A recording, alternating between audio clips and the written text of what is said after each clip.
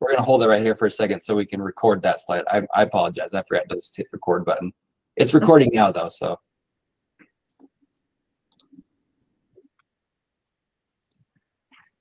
Doesn't sound like there's any questions. So. You're muted, Dana. Sorry, as I'm talking to myself. Sorry about that.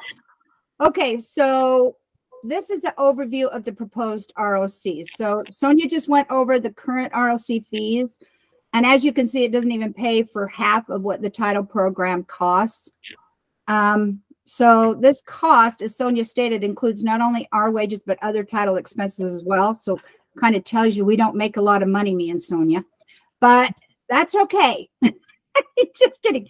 We are proposing a fee change for the Report of Water Right Conveyance form, and the primary objective of this change is to establish a self-funding mechanism for our title program, and it will help cover the expenditures of that program. So the ROC is a vital document for managing and transferring of water rights, and also, we have lost a lot of money from the addendums since the addendums has been in effect of 2011.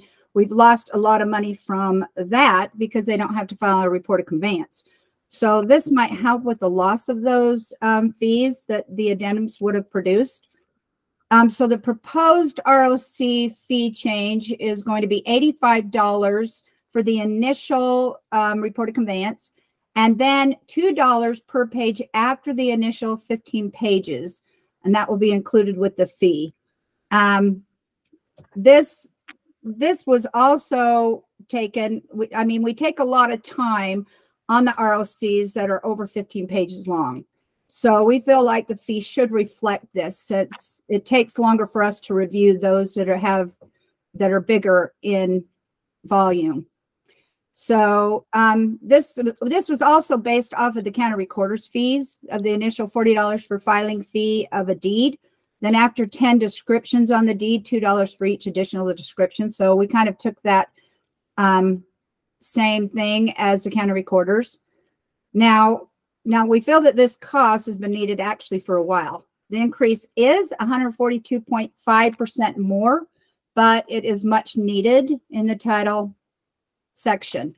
So with that, I guess we can turn the time over. I know that was short. I was supposed to take 10 minutes, but I kind of don't know what to talk about. And no one cares if the meeting goes long, right? So, or no, goes short. Everyone cares if it goes long. No one cares if it goes short. Yeah, there you go. So we can turn the time over to you. I mean, we value the input of our water right professionals on this change. So if you have any questions for Sonia or I, or for Eric or for Blake, feel free.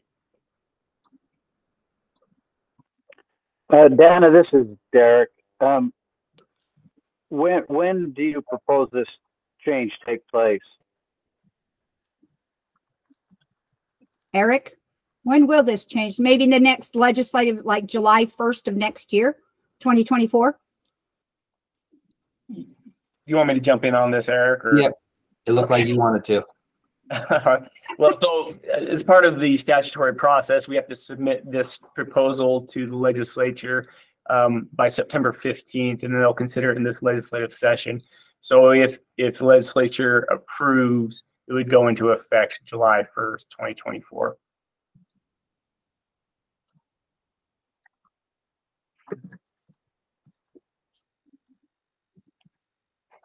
Go for it, Nacia.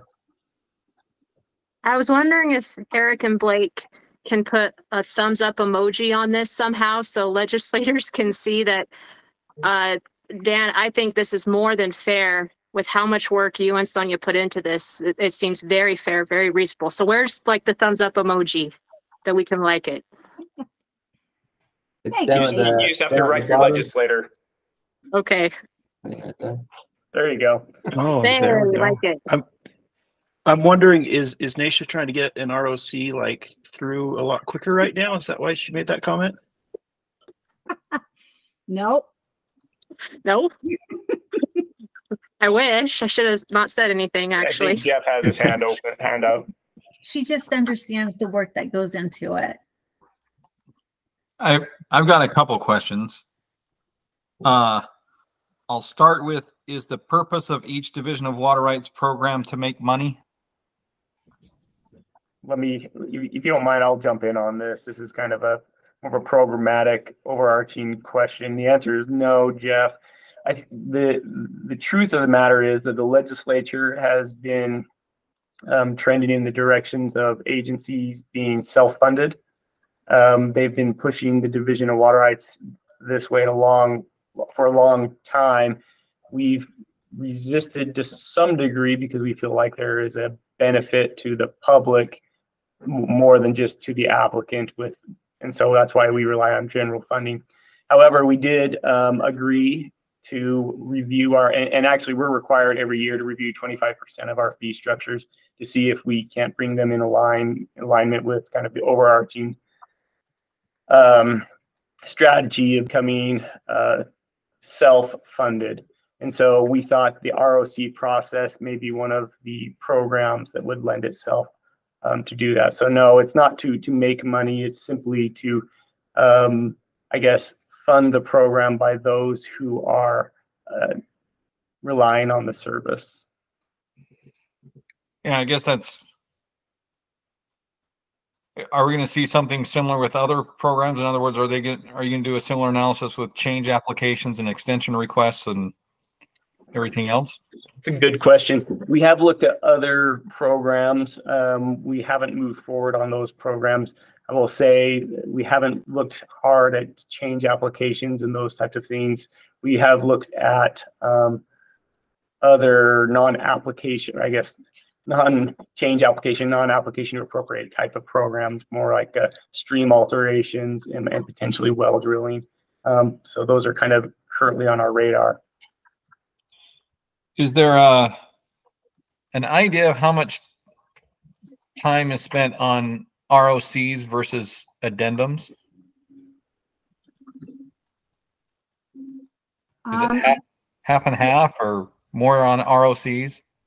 Well, probably more on addendums. We receive more addendums than ROCs, but like per addendum is way less than per ROC, if that's what you're talking about. I guess I was just thinking about the total time spent on ROCs versus addendums. Yeah, the total time, because you're talking ROCs, there's 2 people that review those versus a 1 person does the addendums.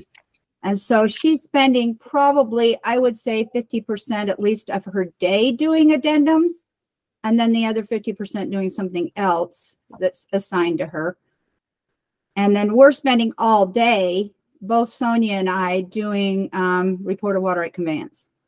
So then it's not 50-50. More total time is spent on ROCs than addendums by a couple factors, it sounds like. Okay. Yes. I'm wondering about the $2 per page fee. Because I know with a lot of reports of conveyance, the number of pages doesn't always track how difficult they are. In other words, there's some reports of conveyance that I've done that are long because there's lots of pages for one reason or another, but there's only, 2 transactions, whereas there's other ones where there's 15 transactions that are each 1-page deeds. And so I'm just trying to think through how you would do that. Would it be better to do it based on the number of transactions that are being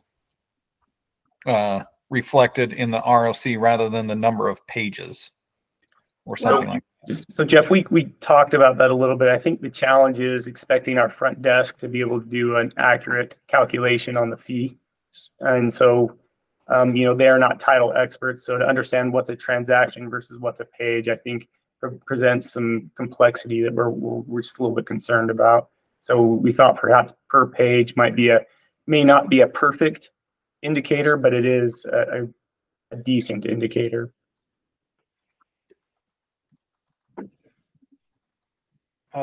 Blake, is that per page of the actual ROC form or per page of what you're submitting?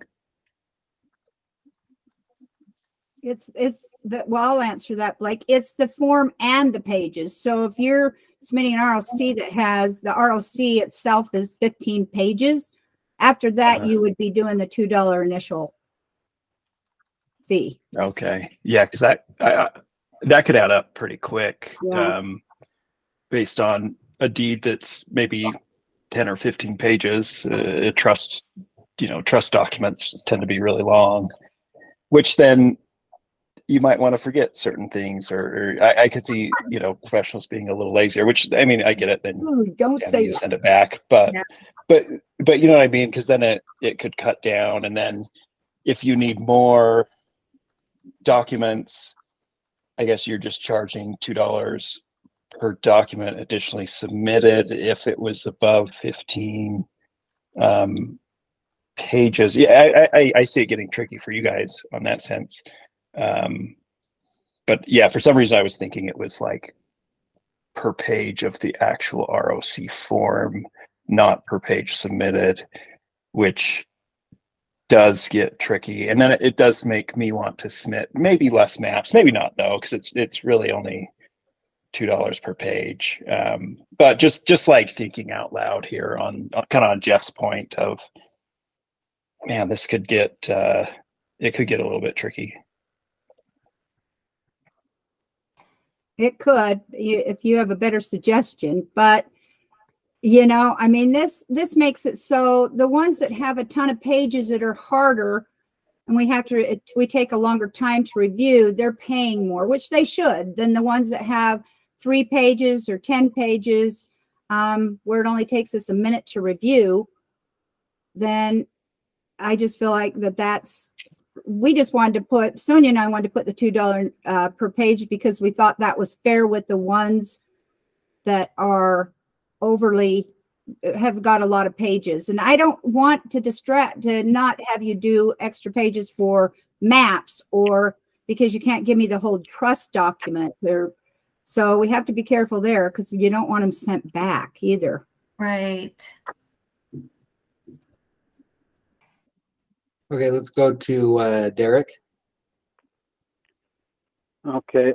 First of all, I want to second what Naisha said in the beginning. Dana and Sonia do an outstanding job. We're very grateful. I know everyone I've talked to, we're all grateful for the work that they do. So shout out to those two. Thank you very much. Quick question. A couple of quick questions. One, Logan kind of hit where I was going to go. If you start to add, and we've kind of just covered this, but you start to add dollar amounts for numbers of pages, and you're going to see, I know a lot of us that kind of add extra just to keep it nice and clean and clear. We're going to reduce those pages just to reduce the cost. So I'm with everyone. I think we should maybe revisit how we could reflect difficulty, in the cost without just generally throwing it out as number of pages. The other question I have is, has there been any thought put to going digital? And if we do go digital with these, would that reduce any of the costs, or would it increase the costs?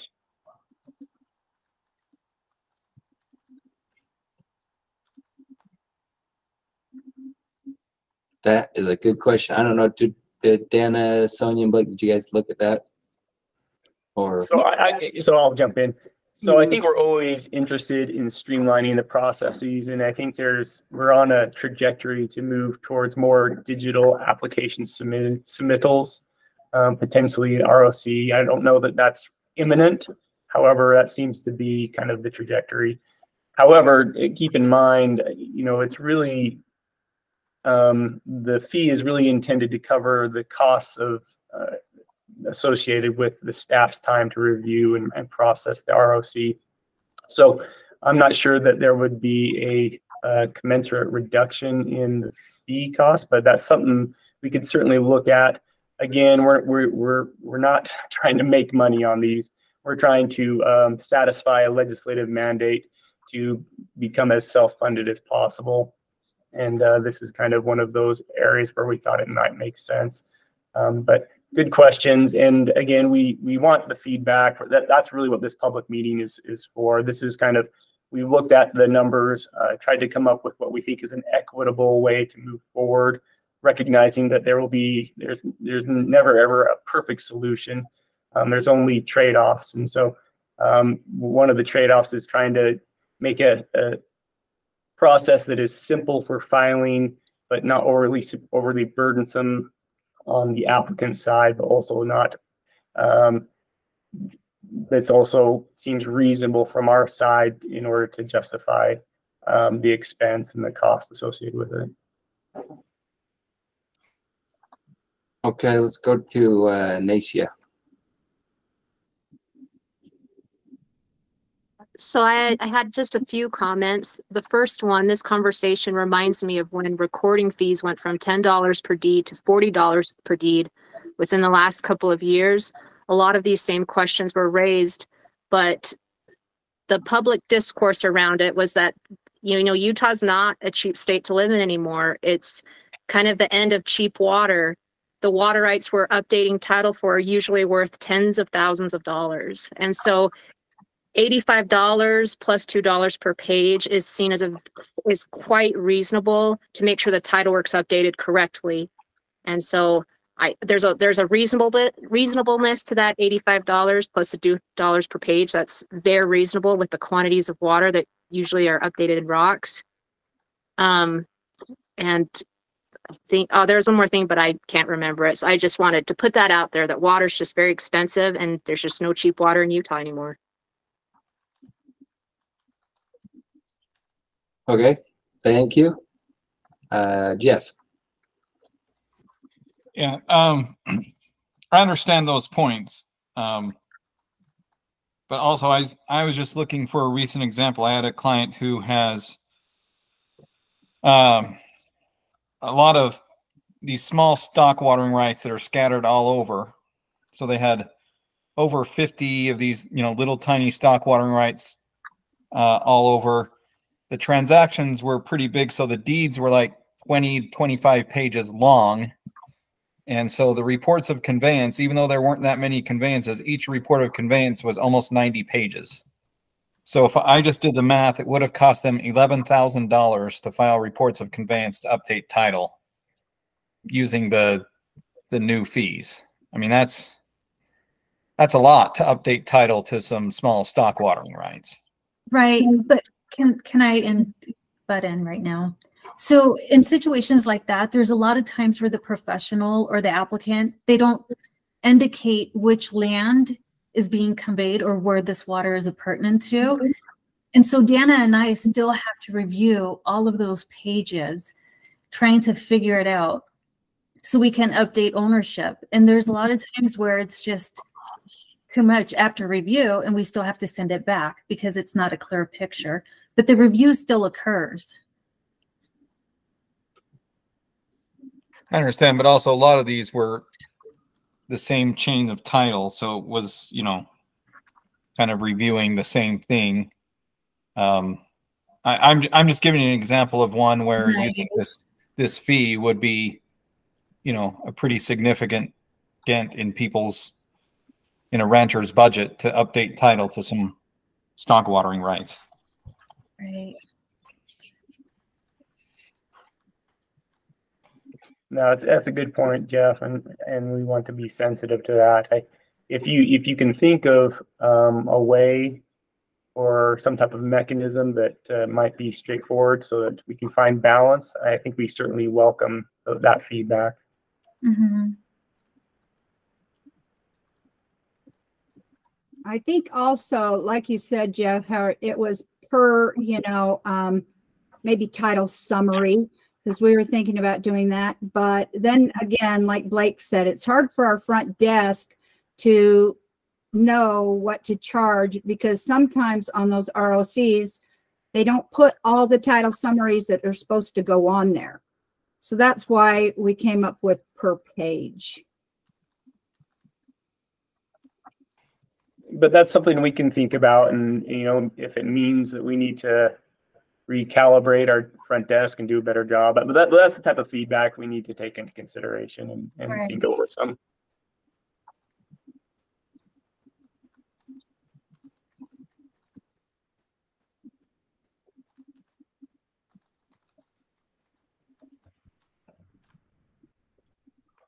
Okay. So, Are there did any- I, so, yeah, go for it, Derek. so this is Derek.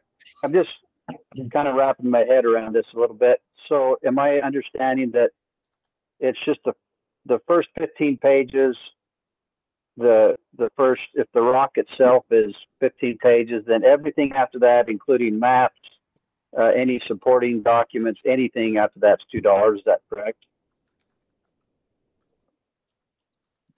Yes. $2 per page. Yes.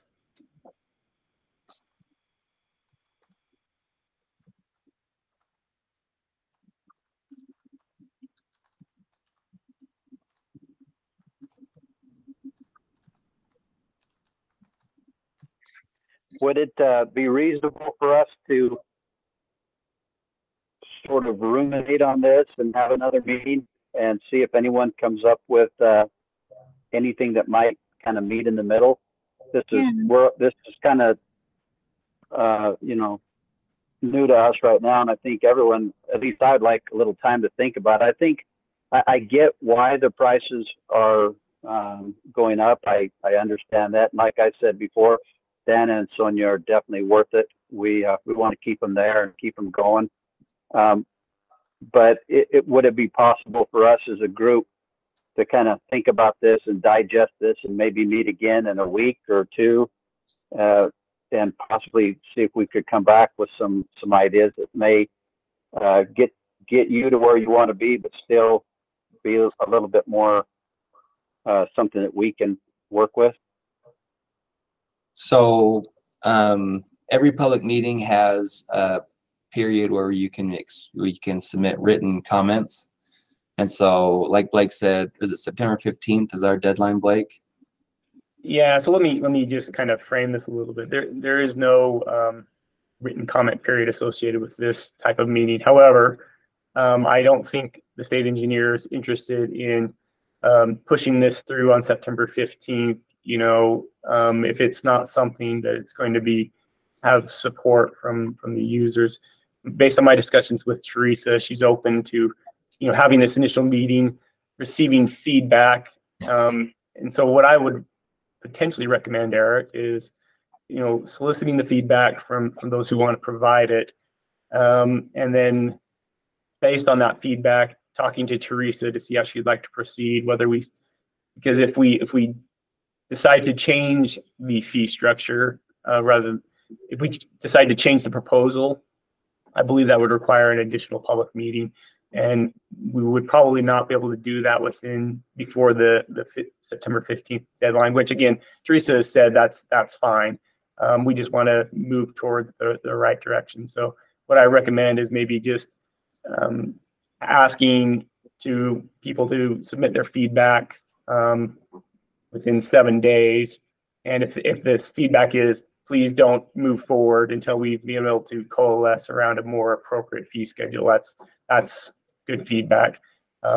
Ultimately, I don't want to make any decisions one way or another, because ultimately Teresa is going to decide, but I get the impression that she's willing to defer if there is some valuable feedback that needs to be incorporated into this analysis.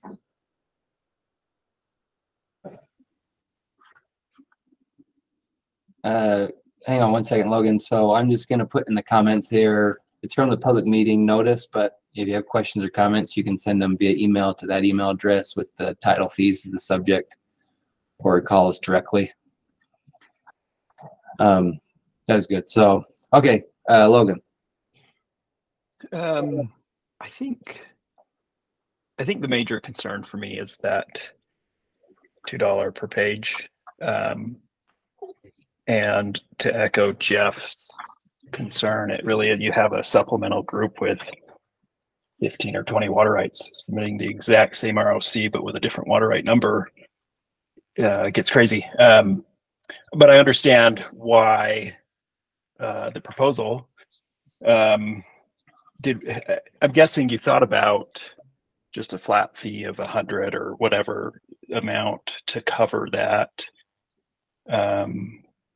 Did you just go back to this proposal just to try to charge more for more difficult reports? Was that the idea?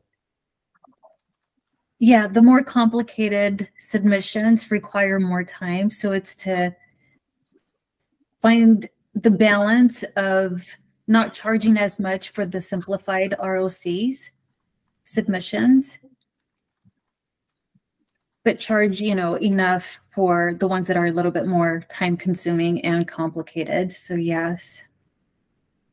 And to kind of put it in perspective, I mean, so pages 1 to 15, it's $85. Pages 16 to 30 pages, it would be $115 max. 31 to 60 pages would be $145, just to kind of put it in perspective. But yeah, I mean, the whole purpose of this meeting is to kind of find something that's going to work. And, you know, we're not trying to make people upset or mad. We just need to create something that's going to work for the program and have it be self-funded and have it work for all. Was it considered like a max fee, like 85 plus 2 up to 125 or something? Because really Jeff's scenario is very specific, but it's a real scenario out there that we run across that would absolutely stop people from updating. And I would probably tell them, yeah, maybe don't worry about it unless you need to do something with those water rights. $11,000 is a lot. So I don't know if that was considered 85 up to this much if you know, cross this many pages. It's not a bad suggestion. Something we'll need to take a look at.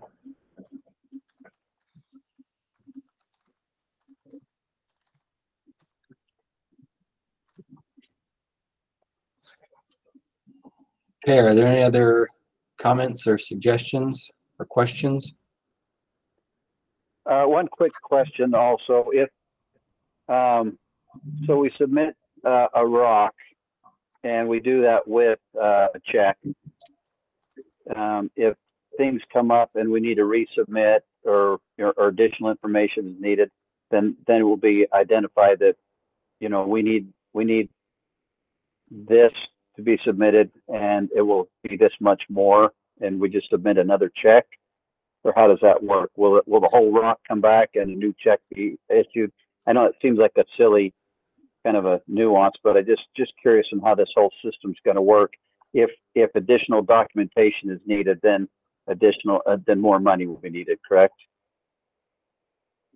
Yes. Yes, it would be. You would have to pay another fee. I mean, for the $2, basically, if you're submitting some extra documents. But just remember, when it goes back, you have 90 days to turn in what you need. And if you do have more, then yeah, you would have to do $2 per page of whatever else you are including. Okay. Yeah, and I don't have a problem with that necessarily. I'm just trying to wrap my head around how this is going to work in the future. Just as we kind of all look at this, I think you have a lot of good minds on this call right now. And I think we could come up with something that can work. And maybe this is it. Maybe this is where we need to be. But just wanted to wrap my head around exactly how it's going to look so that we can maybe come up with the best situation. Yeah, and we would appreciate any kind of comments, because, you know, we want it to work for you guys too. We don't want you to, like Logan says, say don't update ownership because it's just too much money. It will just snowball into a bigger problem when they decide to update, or it can potentially.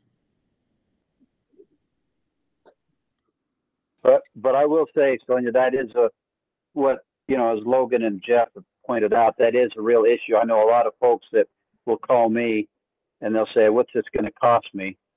And, you know, if I throw a figure out like they're talking, then they're going to say, now we'll figure something else out. And you get it, and Dana, you both get how this could snowball and be a real problem. But if someone is really, especially if they're on on a tight budget and they're trying to, it's going to increase the chance that they just say, we're going to kick it down the road and let our kids worry about it.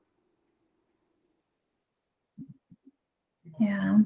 So let's just all work together and come up with the solution that will work for all. Okay, Nacia. I remembered my question. I really love the feedback we're getting because my brain's kind of troubleshooting different solutions. And my question is, how much time on average does it take to do the more complicated reports of conveyances? Is it 2 hours, 4 hours per rock? Even if it's in a supplemental group, what does that time commitment look like?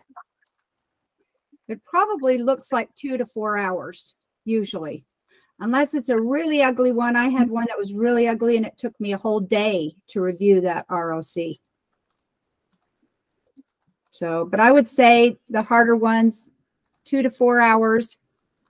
If they're in a group, like Logan says, and they're submitting a lot, you still have to review each one of those to make sure all the documents are submitted and make sure they go with the place of use according to that supplemental group. Mm-hmm. And then you have the ones that end in the 2, 3, 4 that you're basically auditing.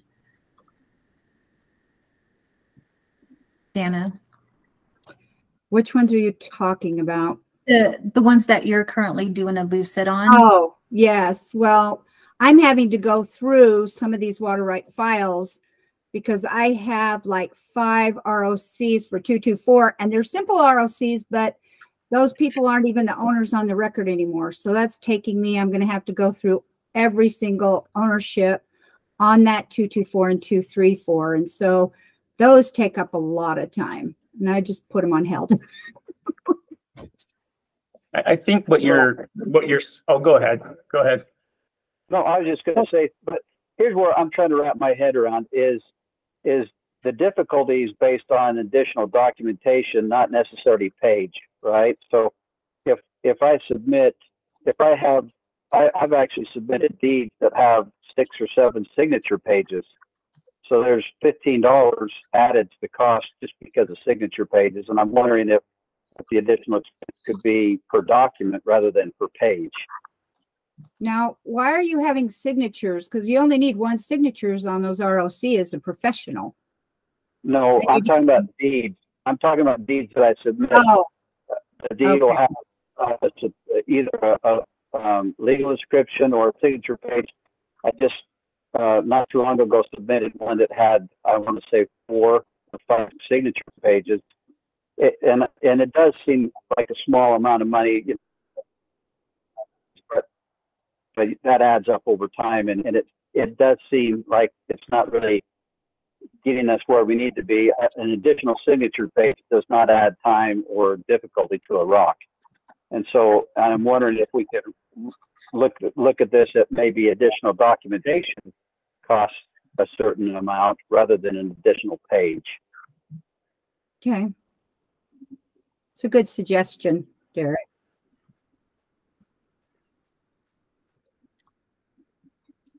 Nacia. This is a question for Dania and Sonia. I know that there are times when you get really hard and very long reports of conveyances, but if that title professional followed the standards that are already in the program where they have maps that are very clear with every single deed, don't you find that even if they're hard, even if they're long, if they do all the standards, it's a lot quicker for you to handle than if they don't follow those standards? Definitely. Definitely. You have some of you professionals out there, most of you, that submit excellent report of conveyances, outlining, highlighting the property on that deed, goes with the map. Yes, I have to agree that sometimes it doesn't take that long because the professional did a really good job. Yes, and we thank you for that. We do. Thank you so much for that. Yeah, seriously. Thank you.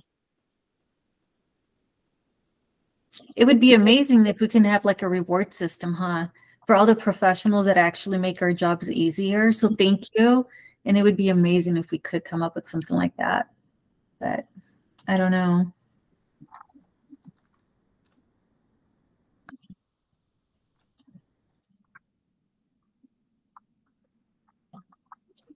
Okay, are there any thoughts, comments, suggestions? Again, we would appreciate if you would feel like putting it in writing, sending us that. comment so that we can have some good information to present to Teresa before next Friday. It's kind of a quick turnaround, but like Blake said, if we can get those comments within the next 7 days, that would be really helpful, and we can have good discussions here. And we might be revisiting this idea again next year rather than trying to push it through rushed this year. So since there's no more comments, we'll go to Blake to close the meeting for us. Thanks, Eric. Hey, thanks for all the valuable feedback. We really do value it. We want to take into consideration. I think there's been some good ideas presented to our team. And I think we just need to, I believe this, I don't know where they're, we'll put the slides on the website, right, Eric? I saw that question from Jeff. Yeah, right on the scheduled meetings, right where the existing link is. So. Yeah. And so I think, again, I want to emphasize that we're trying to find that balance. Ultimately, the perfect solution would be able to bill someone for the amount of time spent reviewing their ROC like you do in the private sector. Even then, you have to sometimes give a bid, right, and then stick to it later. Unfortunately, we don't have a perfect mechanism to reflect the cost of processing each individual ROC. And so we've got to come up, we would prefer to come up with a mechanism that reduces the cost for those that are simple and increases the cost for those that are more complex. I think we've received some good feedback and ideas on maybe how to refine that approach. We've, of course, got to balance that with our ability to process these at the front desk. But that's not insurmountable. That's just more training. What I know we don't want to do, and I know you don't want to have done, is to have something kicked back, or not kicked back, but have something slowed down because the wrong fee was assessed and you have to send in another check. So we're trying to find that delicate balance of speed and accuracy, as well as assessing the appropriate amount of cost for the complexity of the respective ROC. So we certainly appreciate your feedback. I do really ask if you wouldn't mind giving some additional thought to this, sending any ideas you have. Again, I don't think there's anything critical. We've been reviewing this data for the last few months. We apologize for kind of the late time frame. Sometimes we get so involved in so many other things that these other more administrative tasks kind of lag a little bit. So we aren't interested in pushing this through before September 15th if there's some valuable ways to approach. Again, we just need to be able to present the data to Teresa and see how she would like to proceed. Ultimately, we feel like this is a move in the right direction. We do feel like it more appropriately reflects the legislature's mandate to be a little bit more self-funded for some of these programs rather than relying on general funds. Whether you agree with that mandate or not, that is what they've directed us to look at. So we're trying to be good and wise stewards of taxpayer funds, and that's just part of this effort. So please send your feedback. Let's keep an open dialogue, and work together to get to a place where it's both fair and equitable across the board to the greatest degree we can. And with that, appreciate everyone's time. Appreciate the presentation by Dan and Sonia and Eric, and all the questions and comments. And with that, I don't think I have anything else, Eric, unless you got anything. Nope. Thank you, everybody. All right. Thanks, everyone. Thanks, everybody.